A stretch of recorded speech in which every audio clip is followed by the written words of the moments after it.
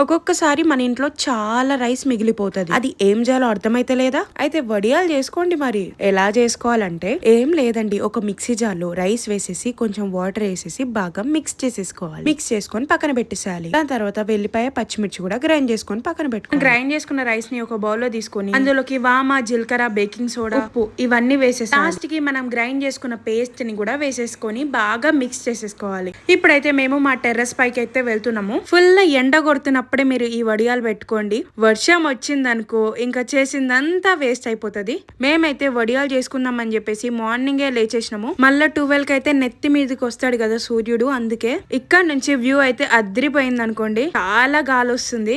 And మా mummy ఒక కొత్త శారీ తీసుకుంది. ఆ శారీ మీదనే ఇప్పుడు వడియాలు వేస్తున్నాము. ఒక ఆయిల్ ప్యాకెట్ తీసుకొని అందులో అంతా ఫిల్ చేసేసి కొంచెం కట్ చేసేసుకొని ఇలా షేప్ చేసుకుంటే చాలు. ఇంకా మార్నింగ్ ఇలా చేసుకొని నైట్ తీసేసే చాలు, వడియాలు అయితే రెడీ అయిపోతుంది.